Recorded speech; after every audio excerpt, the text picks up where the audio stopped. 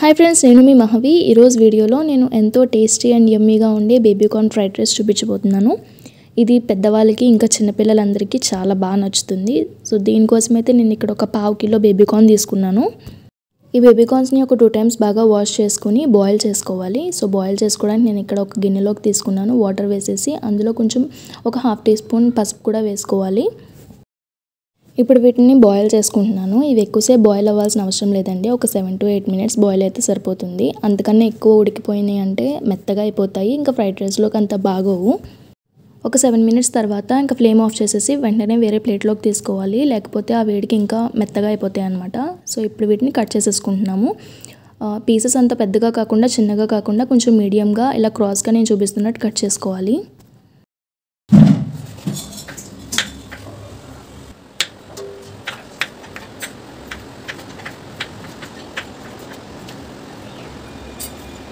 So baby కార్న్స్ని cut చేసుకున్నాం కదా. ఇప్పుడు కట్ చేసుకున్న బేబీ కార్న్స్ అన్నిటిని ఇలా ఒక బౌల్లోకి తీసుకోవాలి. సో బౌల్లోకి తీసుకున్నాక ఒక 3 tablespoons నేను వరిపిండి వేస్తున్నాను.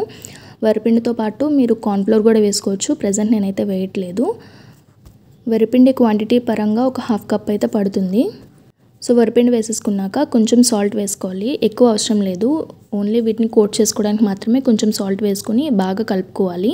వరిపిండి అంతా బేబీ కార్న్స్కి బాగా కోట్ అవ్వేలాగా బాగా మిక్స్ చేసుకోవాలి. మధ్యలో అవసరం పడితే కనుక కొంచెం వాటర్ వేసుకోవచ్చు, కానీ ఎక్కువ వాటర్ మాత్రం అస్సలు వేయద్దు. జాగ్రత్తగా కోట్ చేసుకోవాలి, లేకపోతే మెత్తగా అయిపోతాయి. ఇప్పుడు బాండీలో ఆయిల్ వేసుకుని హీట్ చేసుకోవాలి. ఆయిల్ బాగా హీట్ అయిన తర్వాత బేబీ కార్న్స్ని అందులో వేసుకుని బాగా ఫ్రై చేసుకోవాలి. ఆయిల్ హీట్ అవ్వకుండా బేబీ కార్న్స్ వేసుకున్నామంటే ఆయిల్ పీల్ చేసుకుంటే కానీ సరిగ్గా ఫ్రై అవ్వవు. సో ఆయిల్ బాగా హీట్ ఎక్కిన తర్వాత మాత్రమే బేబీ కార్న్స్ని వేసుకుని ఫ్రై చేసుకోవాలి. ఈ బేబీ కార్న్స్ అన్నీ కూడా ఇలా లైట్ గోల్డెన్ బ్రౌన్ కలర్ వచ్చాయి కదా. సో ఈ స్టేజ్లో ఇంకా తీసి పక్కన పెట్టేసుకోవాలి.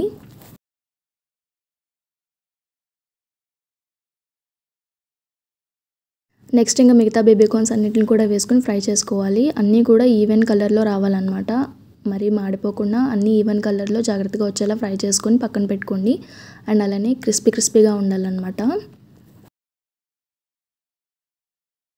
ఇప్పుడు ప్యాన్లో ఆయిల్ వేసుకొని ఆయిల్ హీట్ అయిన తర్వాత జీలకర్ర వేసుకొని కొంచెం ఫ్రై చేసుకోవాలి. అలానే కట్ చేసి పెట్టుకున్న వెల్లుల్లిపాయ ముక్కలు కూడా వేసుకొని ఫ్రై చేసుకోవాలి.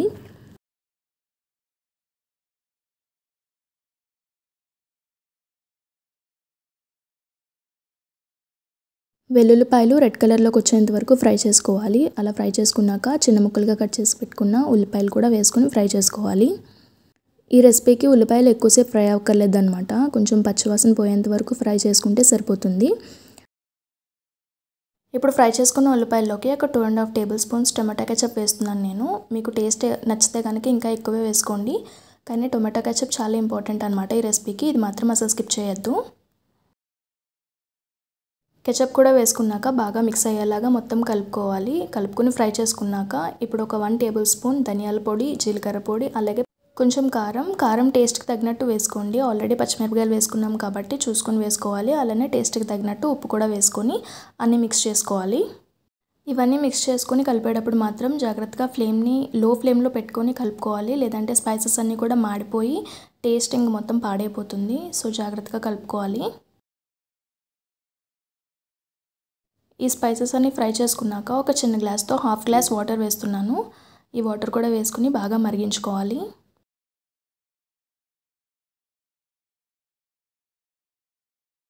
వాటర్ అంతా మరిగిపోయి ఆయిల్ పైకి తేలేంత వరకు మరిగించుకోవాలన్నమాట. ఇలా ఆయిల్ సపరేట్ అయిన తర్వాత మాత్రమే బేబీ కార్న్స్ ఇందులో వేసుకోవాలి, లేకపోతే వాటరీగా ఉన్నప్పుడు వేసేసామంటే బేబీ కార్న్స్ మెత్తగా అయిపోతాయి, అసలు బాగోవు.